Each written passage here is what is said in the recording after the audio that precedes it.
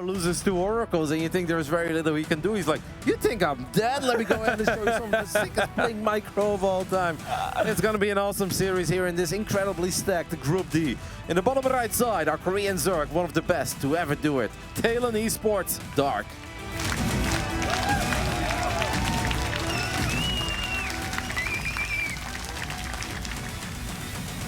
And in the top left side of the map, representing Protoss and Dragon Kaizi Gaming, Aggression is his middle name. It's herO.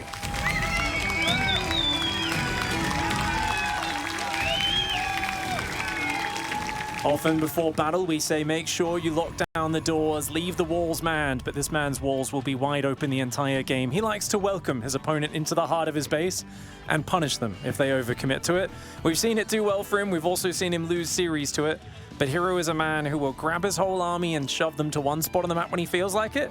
And at other times, he'll split up into 3 or 4 places at once. Yep, and we can obviously talk about those famous, infamous, whatever, herO wall-offs. It's bait. There's no other way to put it. It's bait. We have learned a long time ago, every Protoss player of Diamond League and above will make a pylon a little bit back, and then you get a strong, big buildings, right? Like gateways and cybernetic cores as part of your wall-off, because you can't bailing bust it. You're not supposed to put a pylon in your wall-off. But herO does it on purpose. He obviously knows that this is not good, but this is straight up bait. He hopes that his opponents then decide to bailing bust him, and he will scout it in time, and once he scouts it, he's gonna have the right answer for it. He will create a secondary layer of wall-offs, he will have a shield battery, he's gonna drop an overcharge, and then as a Zerg, you're stuck on 20 drones, you have a lot of links and banes, you can't kill your opponent, you're like, well, he got me. Solar tried to bailing bust him on side Delta, it did not work, pick. The wall-offs look silly, but it legit straight up is bait. Yeah, it's something where he's actually gotten so good at holding all-ins with it as well. You'll notice that it's very easy for him to wall off with a gateway behind the pylon. Yeah. So it's always like, oh, look, there's a weak spot, but he's so quick to seal that wall.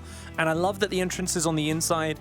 It means if you want to do like a Ling or a Roach run by later on, you've got to go all the way up to the top of that wall and very deep into the territory. You know, he doesn't make the mistake of leaving the opening on the south. One thing that sucks a little bit, though, is that a Zealot will not always get Zerglings there out of it. Because once it's on that pointy area, sometimes the links can kind of push through. And if one link sneaks through, all of them can push through. You kind of need a flat surface normally to put Yeah, you have to be pixel perfect here. Like, if you're off by 1 pixel, they just squeeze right past. Yeah, and I think they can sometimes push the unit as well in a very weird way. So, yeah, everything is wrong about this wall-off. But this is the herO that we know, that's the herO that we love. And let's be honest, no one does it better in this matchup than he does. So if he's happy with it, and Stalkers are a bit fatter, he's probably going to put a Stalker in hold position, at least for a little while later. Anyway, we'll just take it. We're going to keep our eyes on these oracles, and we're going to keep our eyes on the minimap, because herO with adepts and oracles in the early game truly is a joy to watch. Ling's tracking the Adept Shade there. It will be cancelled most likely, and indeed it is, as the Adept does back away, losing its shield, but not taking any direct damage.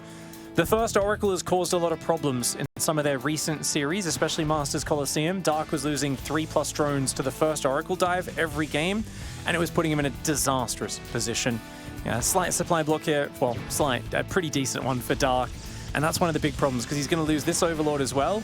Dark and supply blocks are the biggest problem in his first 5 minutes of any matchup right now. It's, can he have a smooth opening? Because losing an Overlord there seems bad, but you've now got the Oracle that's going to come in as well. The funny thing is, though, Dark can be supply block, can lose a few drones, and then he grabs 7 queens, runs to the other side of the map, drops the bailing nest as well, and he goes for a queen link bane attack, and you're like, I don't think this is going to work, and then it absolutely works. He kills everything in the third, goes home, drones up again. This is obviously something that herO is very familiar with as well, so he's going to keep that in the back of his mind. And I'm going to give it to herO. I do think, in general, now this is a cast a curse moment, he's very cautious with oracles. He'll take a lot of damage, he'll dive in, but he doesn't really donate them over and over again. And I think especially against Dark, this is something that herO really, really needs to stay on top of, because Dark will just straight up kill you if you lose 2 oracles in the early game. Dark's going for lots of queens, drones, and a lair now. Charge on the way for herO, so, and that's a very quicker. He should be pulling off gas. This was a very fast set of gateways. He went 2 oracles, no third oracle, straight into Twilight Council. Yep, and he has obviously been doing this a little bit with a few basic adepts, and then triple oracle, and then a forge with +1. This is going to hit even quicker than it normally does. Now this is where very important to keep in mind that Zealots with +1 are fantastic against Zerglings because they 2-hit Zerglings. If you don't have +1, it takes them 3 hits. So Queens and Lynx should technically be good enough to deal with a lot of Zealots with charge if they don't have that +1 upgrade. But if you only have 12 Zerglings and 12 Zealots show up, yeah, you're still going to be in trouble. Oh. This is a really cool switch up, but I do like that Bailing Nest from Dark, and I believe that will come into play in time. Yeah, it should just barely be ready in time. Dark's actually looking to be aggressive, and this is very good. He's planning his own attack, so it's a big Ling Bane attack. He's going to go for the Dropper Lords with the Queen. Zealots are getting surrounded right now. Seeing the Zealot Warpins is massive. Dark knows what's happening. The thing is, does he keep committing to the aggression? What do you do here? I feel like you have to pull back and defend as Dark, but his economy is so low. Yep, these are these scrappy, messy games that the guys at the desk were talking about as well. Dark wants to attack herO. herO is planning to attack Dark, and they're actually both moving out. They're going to meet each other in the center of the map. herO, if you just stay at home right now, mate, and you defend this, you're going to be absolutely fine. herO wants to attack it. Dark wants to attack herO, and now herO all of a sudden is like, wait a minute, that's so many freaking Zerglings. Why on earth do you have so many Lynx? I still think with enough batteries, I think herO should be fine. He's got all the gateways in the world. He just needs to buy a little bit of time, but that is a lot of Lynx and Banes. He's got to get those Zealots out of there. They have to pull back. The Oracles, one of them gets focused down. Great play there by Dark to start things off. He's got to wait for the Banelings now. There's no cannons. There's no real ranged damage. So it's hard here for herO to force a good fight. Forge is ready, so you can actually warp in a couple of cannons if you have the minerals for it. It's going to take a little while. Those Baneling connections are pretty good. One of the batteries blows up. A lot of Zealots get blown up as well. 8 probes are falling in the process. It seems like most of the Zealots have died on the other side of the map, and there are still so many Banelings. And look at all these extra Lings that are about to show up. Yeah, there's not that much of a Ling reinforce, but he's already taken out the heart of herO's army. 13 probes going down. Queen's Arster. Is that a Baneling pick up there? Oh, he's going to go for a Baneling drop in the main. That's actually very cool. I love it. Really smart. Third base is already going to go down. Roach-Warren and drones behind this. Dark doesn't need to find more damage. Well, herO is going to go for a big counterattack, though. He will get a lot of drones on that third base. Yep, a few probes won't hurt, and he's absolutely going to get a few. There was a lot of workers clumped up there. These Bailey connections are picture perfect. The man doesn't need +2 melee. Now, all the Oracles with a lot of energy have flown to the other side of the map. They were thinking about fighting a Spore Crawler, did it for a while. In the end, herO says, like, I don't need that Spore. I need more drones. As long as the Queens are not at home, maybe I can find some more drones. But I think that Bailing drop was just the icing on the cake. Dark already did devastating damage, but that just made it a whole lot better. This is exactly what we expected from this series. Both players to come out brandishing knives and charging into action. And it seems like Dark's knife was a little bit sharper as herO is going higher up the economy tree, saturating 3 mineral lines. Dark stopping at 42 drones initially, simply had more units. If herO had turned around and turned back, he might have been okay. Yep. Remember, it was Dark that had probed first with the initial Zerglings. He knew what was going on. herO lacked the information. Yep, herO does not want to expand anymore. He can't really expand because he has no Robo. If you have no Robo, you got no Observer. And of course, he's got the Oracles, but do you really want to drop 17 Revelations to clean up all these Crypt Tumors? Yes, the answer is yes, Kevin. Yeah, I think he thought about attacking, but then he realized, hey, this attack has already been revealed. My opponent's more than ready for it. As Dark is here with Baneling drops around 2. The first one was incredibly successful. The second one is even better. And I think that is just going to do it. GG gets called. Dark wins game 1. And honestly, exactly the kind of game that we expected between these two. Mind game upon mind game. Like, hey, you're used to a later Zealot attack with a +1 Forge. I'm going to do it a little bit quicker. But Dark's like, no, I'm actually attacking you. Then they pass each other like ships in the night. It's like, all right, all hell is going to break loose. Let's see who gets the best of who. Maybe herO could have spaced out his units a bit better at home because some of those Banelings, they connected with everything, right? They're not supposed to blow up Zealots, batteries, and probes at the same time. No, it's always tough in this scenario because you are outnumbered, but if you had the Forge already up and had cannons started earlier, it'd be great. But losing the initial Zealots getting surrounded in the middle of the map is very hard, and it really did feel like, you know, herO is like, look, I'm the Titanic, I'm unbreakable. Let's smash it into this iceberg. It turns out the iceberg wins. Even that moment there with the Oracles retreating and flying over all those Queens that were just unloaded out of those Drop Lords, that's painful because the Oracle count was actually getting pretty high, and if you have 1 or 2 Oracles more, these are slow Banelings. Like, Oracles are fantastic against Banelings without speed. Makes it very hard for those Banelings to connect with anything. Kudos to Dark for realizing that you don't just make a Drop Lord to elevate or bring some Queens to the other side of the map. You can also, in the middle of your attack, pick up a few more Banes and send those into the main base as well. And not one once but twice did he find crazy damage with that. Well done. Crazy, messy game. Dark off to a good start. Yeah, the adjustments that needed to be made there for herO. I think potentially Stalker warp-ins to have some ranged units to kind of pick off units from afar. But scouting it so late is usually the core problem. And this is why scouting Dark's third base is essential in this matchup with your Oracles. You need to see the worker count and figure out if Dark's building drones or not. And if you don't have a heads up, a warning of that happening, you'll get caught off guard and it's nearly impossible. But I love your analysis there. Like, a Stalker may seem silly because Stalkers don't have upgrades either, and there is no blink. But if you put a Stalker on hold position next to a mineral line, if Banelings want to power through that, you need to use a crazy amount of Banelings to blow up a Stalker. And you might just say, like, yeah, what if you just don't blow up the Stalker? Well, every second that goes by is in favor of herO, because herO had a 15 worker lead, and he had a crazy amount of gateways. Yeah. So as Dark, you don't really have time on your side. You need to go, go, go. And if you then have to blow up a Stalker or two, that's very frustrating, and it takes away a lot of power out of your attack. So yeah, I would have actually loved to see a Stalker or two on hold position just to buy time, and then later on be fight with the Zealots. But having 3 Zealots clumped up on hold position doesn't do anything. Banelings are just going to blow them up. Yeah, I mean, you don't mind blowing up a pylon with five Banelings if you get some Zealots, and then you get into the probe line, it is juicy. So nice aggression out of Dark. He's been making oddly timed Ling Bane aggression work versus Protoss years after other players thought it hit the expiry date. And it really is because he's a master of disguising what he does. You can try to nerf Dark all you want. How do you nerf it? The man that supply blocks himself and surprises you with his timing nonetheless. Nearly impossible. Something herO is no doubt hoping for in this series, though. It's going to be fun. Game 2 will be played on Hardlet. I don't think Dark wants to get nerfed. I mean, the man's been very successful, especially historically throughout Katowice. I feel like it's a tournament where he pretty much always does well, always has a bit of a run. Has never gone all the way, though. No, he's never made it to that championship.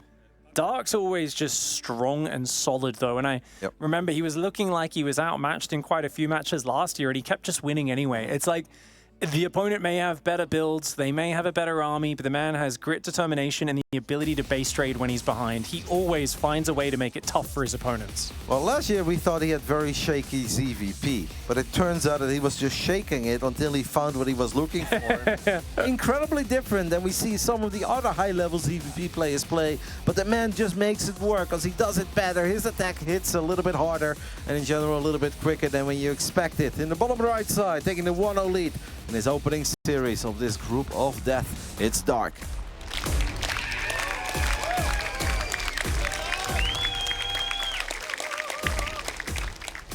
And in the top left of hard led, the Protoss player going to be looking to scout very well this game. Later on at least, if not at the start. In the top left, representing Dragon Kaiser Gaming, it's herO. I don't like what herO had in mind, where he's just like, I know that you know my timings. I know that you love, I know that you know that I love the 8-gate Zealot with +1 that hits a little bit later, so I'm going to switch it up. We're going to skip out on the Forge. We're just going to chrono boost the ever-living crap out of Charge. And we're going to show up right when you're not ready yet, when you were kind of trying to build some roaches, but they're not there. Then maybe my Zealots can surround your queens, and I'm off to a great start immediately. But unfortunately for herO, that was not quite what it was. Dark had a ridiculous amount of Zerglings ready and was gearing up for his own aggression. So Dark is kind of getting the best of the rock, paper, scissors that these two love to play with each other. You really don't have to play it in PvZ. Yeah. Like, you can actually just sit back from both sides. Protoss can sit back with just harassment. Zerg can just sit back and defend for a little while. But these two just love to attack and like to kind of increase the variance in the way that they play. A little bit more destruction derby rather than your kind of sitting back, stroking the chin strategy game. herO this time, in Game 2, has opened up with no scout. He's gone gas first, a very greedy build. It's going to give him a beautifully streamlined Stargate timing. At the same time, he can make Adepts, Chrono, he can have Warp Gate on the way. Dark went for the 15 hatch, 15 pool, so he was trying to make sure that herO couldn't block his expansion, and this is a slightly suboptimal opening for this matchup if they're not trying to block you, because it does delay your early mineral income, and you can see that his gas is going to be much later, so Dark is kind of forced to stay on 2 base a little bit longer, and if, say, 2 Adepts get chronoed across the map, he might struggle to defend them with no link speed. We're going to actually open things up with a Stalker, and it's going to be a very quick Twilight Council. So maybe Stalker into Resonating Glaive Adept with a Dark Shrine, because herO strikes me as a guy that loves to get a Dark Shrine quickly if he opens up Glaive Adept. Delayed his warp gate by a few seconds there as well, kind of faking Stargate almost was herO. The Stalker, of course, will reveal that, you know, I want to hide what I'm doing. I don't want you to know what's happening, but that could mean so many things because herO is a player with so much variety.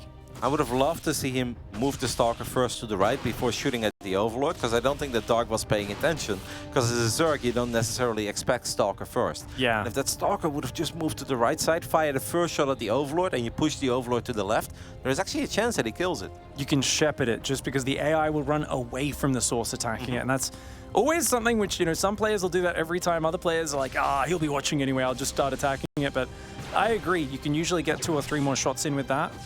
And this Overlord will barely make it to that pillar in time, but already going to be very low with both of those, and no way of getting the high ground vision is the problem as we go into Dark's first-person view. Yep, old school Dark Templar drop, by the way. So a couple of quick DTs that could morph into Archons immediately. Could also wait with morphing them into Archons and see if your Dark Templars can find some successes. The Stalker got a few more shots of, and that Overlord died, by the way.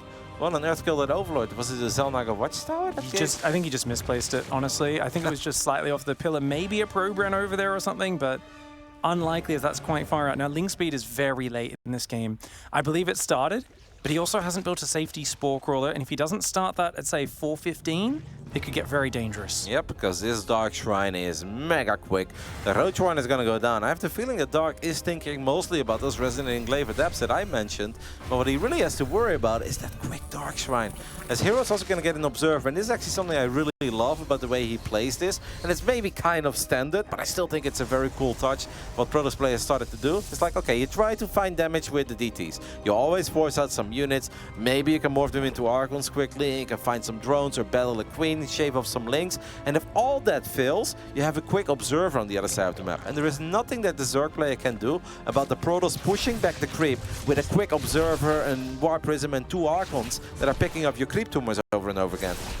This is an awkward position to be in for Dark. He's got a few Slowlings and a few Queens. He does have a bit of detection there. herO almost pushes in too deep. But definitely, I feel like Dark's economy is kind of low. And whilst he is starting to defend that drop, there's a third base at a decent timing for herO. He's got Robo Bay and Forge on the way. herO has a nice mid-game transition, whereas it feels like Dark's work account has just been stuck in the 30s for such a long time. Yep. You can now see herO, by the way, with that first Observer that was rallied to the other side of the map. I love this moment because playing PvZ is so much easier from the Protoss point of view if there is a little less creep to worry about. Yeah. There's just not that much that Dark can do here because there's nothing that's quick that can gun down that War Prism. So this is really cool by herO. Economically, the game looks good for him. What do you make, by the way, of him taking the triangle, herO that is? Why is he not taking the base at 12 o'clock? So the decision-making when it comes to building placement with herO is he just chooses where he randomly in the moment chose to do it. This man is intuitive as all heck, Roddy. I think they're both fine. Yeah, it's not the biggest of deal. I'm just wondering why. It does give you a nice push path down the left side of the map if you're thinking Dark might take the front 4th base, but I'm not sure. Quick Spire by Dark. That's kind of cool. You mentioned scouting in the beginning of the game, Piggy. This is one of these things that herO absolutely needs to scout. Even though he is already working on Blink, he's already working on +1, so he won't find himself in a scenario where the only anti-air he has are 2 Archons in a War Prism and then a couple of Stalkers without Blink. I technically think this Spire shouldn't be that devastating, but it's still so much nicer as a Protoss to just scout it so you know what's up. I mean, a lot of things look good for herO, but you never know how it goes when these two actually start throwing the kitchen sink at one another. And that's always the scary thing, is if, as you're about to go into the Mutalisks, that Protoss army starts pushing you on the front. Right now, Dark does not have a material advantage. And if you are ahead on the Roach Sling and then you squeeze the Mutas out, it's so smooth from here. But right now, it's equal workers, it's equal army. It's a very scary moment in the game. This Observer has been so cool, by the way, because it's just been rotating in a perfect circle around these 3 bases, and every creep to win that's trying to go forward, herO's there immediately to deny it. He is, I think, about to go in a little bit deeper. Will still not see the Spire. Does see that these gases have been taken as well. And at this point, you may have to ask yourself as a Protoss, right? Like, so what are you spending that gas on? Haven't seen a Baneling nest yet. Haven't seen any Banelings. Saw a couple Roaches, but you're always supposed to have a couple of Roaches. I feel like Mutalisk are very realistic at this point, so you have to think about it. And herO's already here, and with just Stalkers, with Blink on the edge of creep, this is going to be an annoying fight fight for Dark, especially because Dark just spent his resources on those Mutas. But if there's one thing that Mutas don't want to do, is fight an army like this. Not with 2 Archons in the back and his Speed Prism. The Stalkers, Disruptors, and Archons gathering on the front. They're going to start pushing in. Mutas going after the Prism. They do reveal themselves, though. He decides, nah, I got to go across the map. The Ravagers and the Roaches trying to hold. He's got to dodge those Disruptor shots. So far, none of them landing. And actually, those Mutalisks are a little bit of a problem, but Stalker Warpin's damaging the main base. 3 Stalkers warping in. Good frantic response for herO so far. But herO is famous for struggling with Mutalisk harass because he's just such a scrappy player with his organization. Can he get on top of it? So far, so good. Yeah, I'm completely okay with this. He killed 1 or 2 Mutas. He's still attacking in the bottom side of the map. This is going to be difficult for Dark, especially if this Protoss army makes it all the way up the ramp. herO has been somewhat patient with his Novas, right? One of the Disruptors does get found in the center, and the Nova goes off to no man's land. Had some potential there to at least blow up a Ravager or 2. But this Protoss army, I still love it, Pig, and I'm still a bit worried for Dark. Dark needs to find more big pickups like those Disruptors, like the War Prism there with Ravagers. Alright, are you kidding me, Dark? That was not supposed to happen. Oh my You're supposed to lose your Mutalisk for that. He does it with Ravagers. And he surrounds the Stalkers as well. So many Stalkers have gone down. herO's all in now. And if he blinks into this army, he's dead. But you know herO realizes, oh gosh, I lost units. I gotta go. Attacking in is a disaster for herO. He needs to calm down, back off, and slow this game down because Dark is on mass roachling. Dark does not have that many drones, but herO, when he loses his valuable units, when it gets to a hot, intense moment, he always goes to aggression. Dark has forced his hand, and herO is stepping into Dark's trap. There was no need for herO to stick around there. Obviously, losing the Prism should be a wake-up call. It's like, all right, I'm not going to kill him here, because if I cannot kill him with immediate reinforcements, how on earth are you going to kill him without those reinforcements after losing your Disruptors? But herO continues to attack. He's still up in workers. If he would have just gone home with all these Stalkers, it really would not have been all that bad for herO. Even if he's only on 3 bases and Dark is on 4, it is 4-base Lair Tech Zerg with 61 drones. But by herO continuing to attack, yeah, Dark's just finding better and better traits. The fear of the Mutalisk is real, I think, in this game, Rotterdam. I think because he doesn't have a Stargate, sometimes Protoss players get almost overly afraid of the, well, if I pull back, he's going to go back into mass muta. I don't want to be fighting mass muta with Stalkers. I think herO's playing a little bit, feeling like he has to win right here in this moment.